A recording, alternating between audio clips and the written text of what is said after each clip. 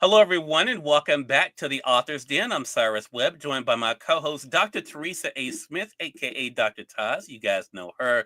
We have a great show coming. If you guys are first time here on the Author's Den, and actually a first time on Amazon Live as well, really excited about that one. Welcome to tuning in on Facebook, LinkedIn, YouTube, X, and on Instagram. We're about to connect with our friends over on Amazon, so we can be able to begin today's program. You also will find the Amazon link for our guests there too. And we're now live on Amazon Live with the Authors Den. So glad you guys could be with us. I'm Cyrus Webb, joined by my co-host, Dr. Teresa A. Smith.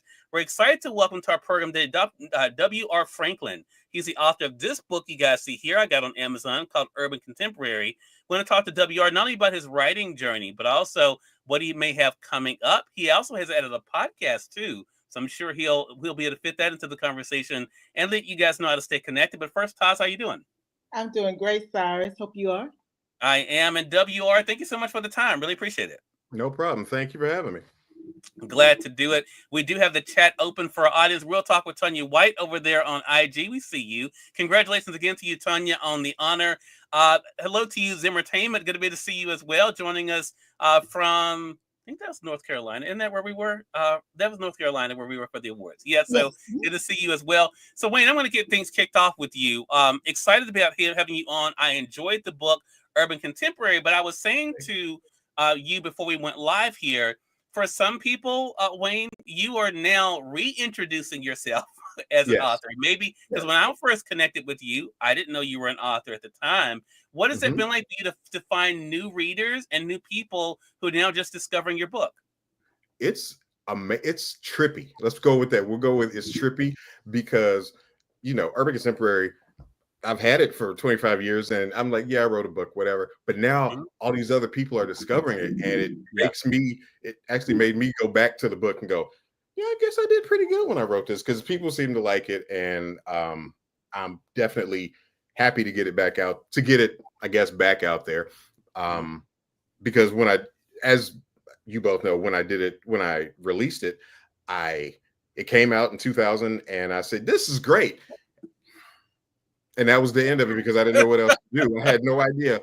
I didn't know anything about promotion. I didn't know, Mhm. what to do. It kind of sat on the shelf, and that was just my my claim to fame. Oh yeah, I wrote a book, by the way. You can get it on Amazon, and that was it. But Yeah. and that was just like amongst people I knew, and Right.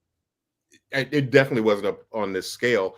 And my better half, Lisa, has a couple of books out, and she's had them out for a few years, and she showed me what to do and what I didn't do then. She's definitely helping me with now. She's doing a lot of pushing on that for me.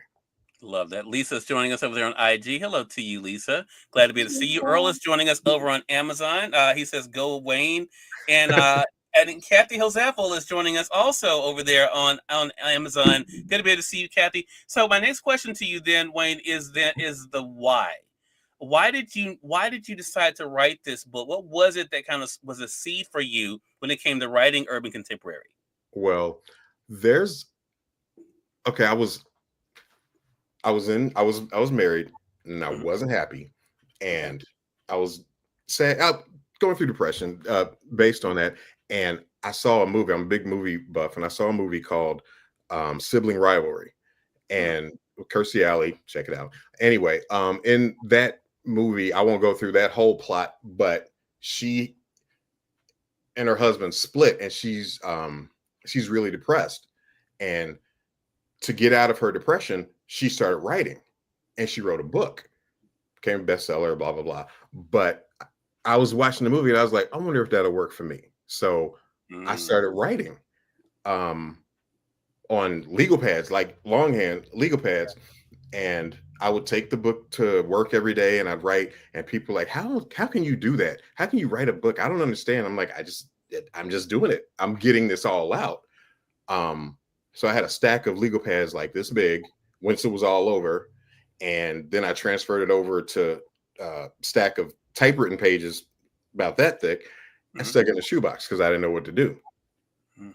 And we were at Barnes and Noble one day, and there was a sign hanging on the shelf that said, "Get published today through iUniverse." And I went online, found out, and this was back in 2000.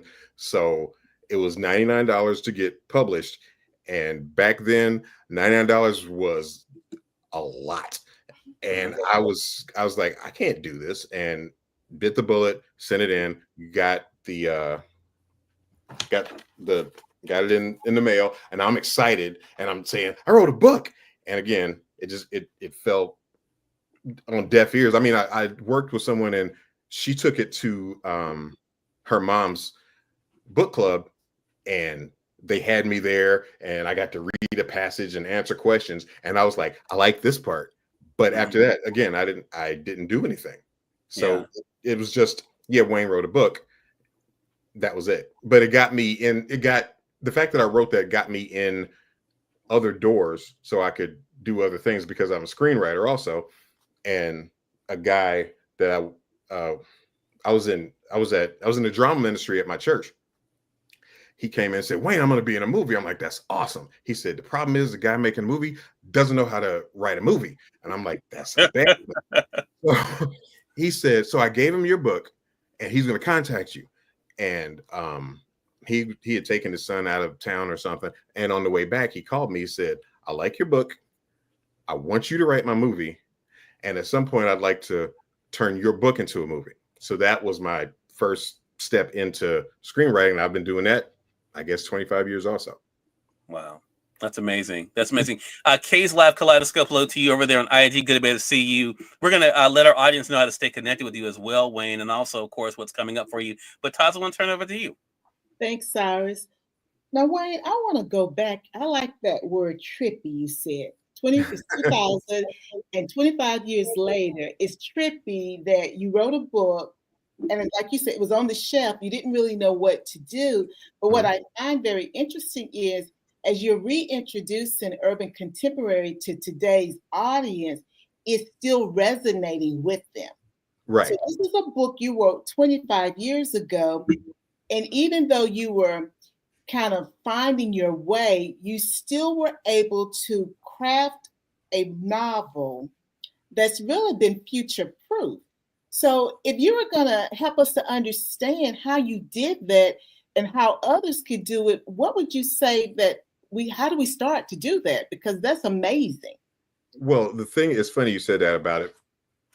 When I look at when I wrote it, like I asked myself the other day, I was like, so what do you have any regrets about urban contemporary? And I could only think the only regret I have is I didn't put it, I didn't do any publicity, and maybe the slang, because it was of that time, it was late 90s, early 2000s. So some of the stuff, I'm like, I read it now and I cringe. I'm like, why did I say that? But the overall story seems to still connect, because I threw those in because I thought I had to be relevant. But it seems like the story itself is universal, and it no matter what time, even from 2000 to today, the actual story part is what draws the people in, is what people identify with. So I guess I would just say, understand, get a grip on what it is that you're trying to get out of you. Because like I said, I was depressed and I needed this, how I felt, down on paper, like if it was a journal entry. But being an artist, you take artistic license, add different things in. So that's what I did. So it was real. And I thought I was the only person on the planet who was going through something like that. But then once it's out and people come and say, they say it to me, I thought I was the only person who felt that way or thought like that. And then Lisa, she kept saying, she said, this is going to be a bestseller. This could be a bestseller because women don't hear this side. Women don't get to hear how a man actually feels because, bravado, things like that. And in the book, I was just being real. I was just being raw, how I felt, and put it down. And she said women don't get to hear that. They only get to hear, oh, I got this many women and I'm this, that, and the other. But she said at one point, her and her sister, I believe, were having a conversation, and she's talking about, their lives, and said, I wonder if there are men who feel like this.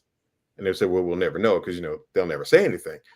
But so now that's why she said this is going to resonate with a whole new audience, because normally you don't get the man side of the breakup and what he's going through. Right. I think that's so important. And you talked about the story being universal also, Wayne, and that you're trying to figure out how to share that. You were going through depression. You thought you were the only person who was experiencing that, but then you got the feedback from readers and they're like, well, I thought I was the only person who's experiencing that. So you were able to tap into what you were experiencing, make your story universal so that it resonated with the audience. And I think that's so key. And even though you talk about some of the slang from the time period that you wrote it, it's still a period piece. That makes it a period piece, but it's still a universal story. And I think that's key for you. So I'm giving you your flowers because what you still did was masterful. The thing that I think about as you were saying that, you were able, well, let's fast forward 25 years now. So now you're sort of in a reset mode. You're in a mind shift. The story is universal. It's still resonating with audiences. But you've now gone from, I wrote my book, I put it on the shelf, I did one book club. I like that part of it, but I didn't do anything with it. There are people who are listening who may be in that same space.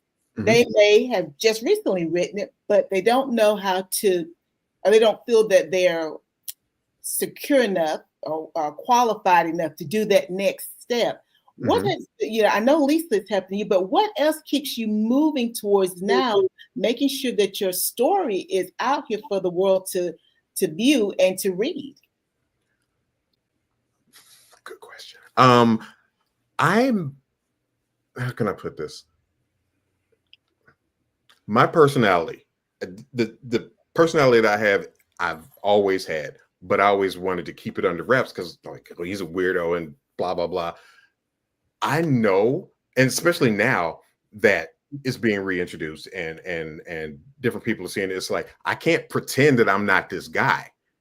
So my advice is, one, do what you can to get it out. Of course, I'm an overthinker, so I've read it like 8,000 times before I even got it published, but it's more of a bite the bullet. If you're completely satisfied with it, don't worry about, there we go. Rick Rubin, the music producer, his book, The Creative Act, my favorite book at this point, next to Urban Contemporary. Oh, and Lisa's books, of course. Thank you. Thank you. But he says, and there's a video of him saying this, and it's always resonated with me. He says, don't write for your audience, write for yourself. And at first, I didn't get that, long ago, I didn't get that, but it makes all the sense in the world. And my oldest son is an artist, and he's drawing for comic books. And he's like, Dad, do you think they'll like this? Do you think they'll like that? I'm like, who cares? He said, no, but I have to write for my audience. I said, no, you write for you. Do you like it? Does it make sense to you? Because there's going to be somebody out there who gets it. I say this now, of course, 25 years ago, I'm like, oh, what am I doing? But I get it now. So advice is bite the bullet and do it. Make sure that you've done it for you. Don't try to impress anybody aside from yourself. And again, through Lisa, I found out that now it's a lot easier to get published, especially through Amazon and KDP. It's easy to get your books out there because, and I had no idea, and I'm not sure how long KDP has been going, but I just learned about doing this last year, and it's, when I saw it, it was so much better than my previous deal, and I said, oh, I definitely have to do this. And it's so, once I saw that, because getting published was a big deal, it was frightening. I was like, I got to go to these big publishing houses and I don't have that kind of pull and I don't know who to give it to.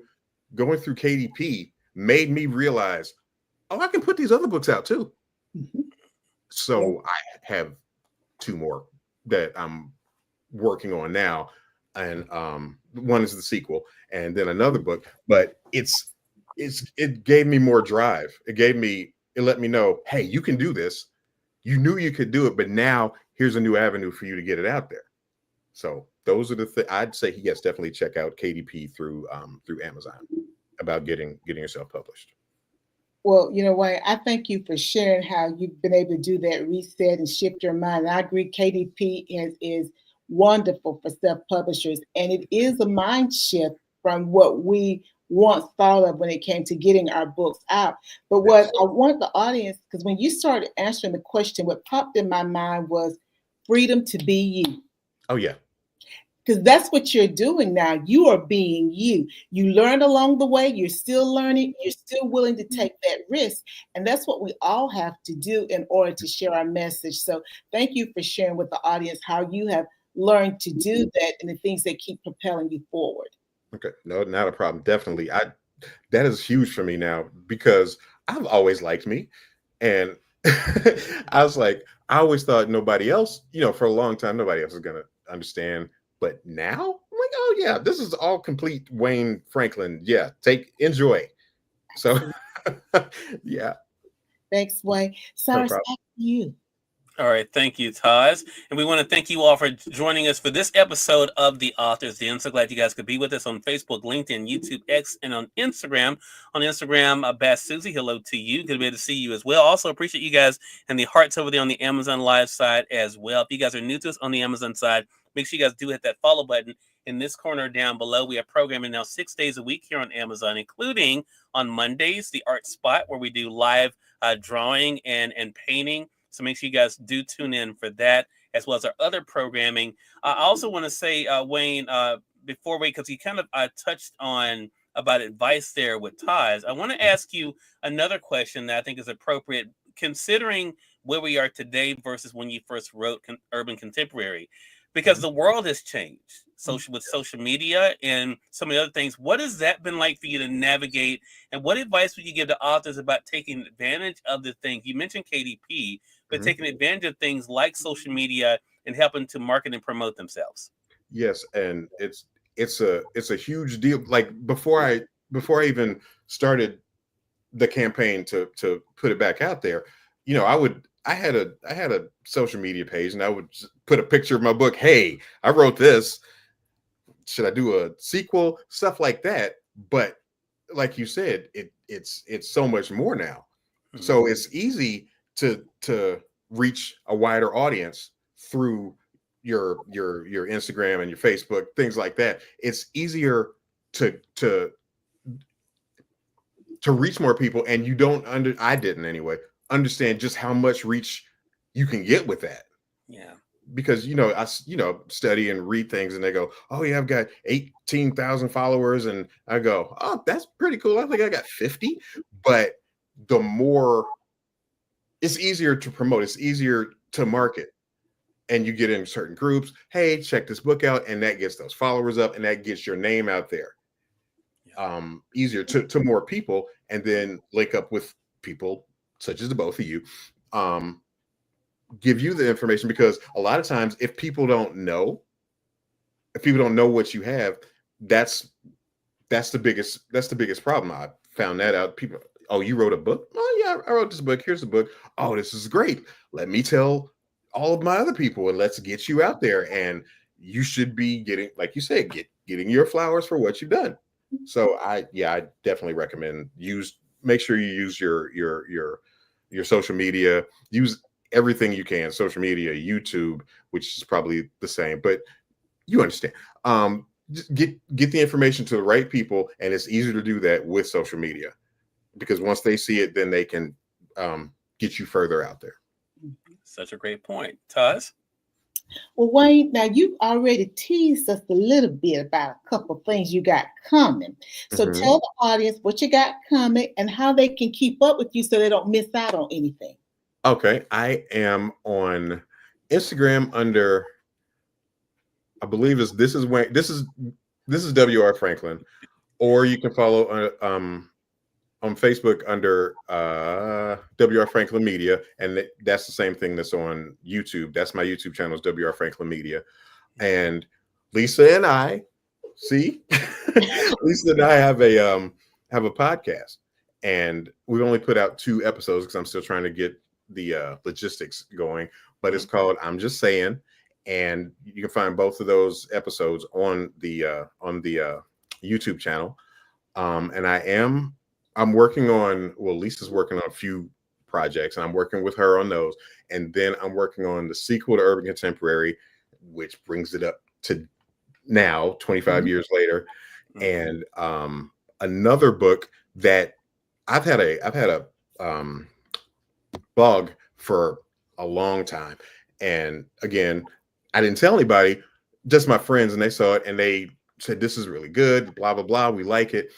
And one day I went back through all of my blog posts and I laughed, I cried. It's a lot of different things that I've done that I'm like, this is the talent you've always had. And instead of trying to find the right link to get people to go look at it, I said, I'll just pull certain ones, put them together, and put that out. So that's going to be the next book. And then the sequel will come after that. Well, it seems like you got a whole lot of things coming down the pipe, Wayne. And screenplays too. I didn't mention that, but yeah.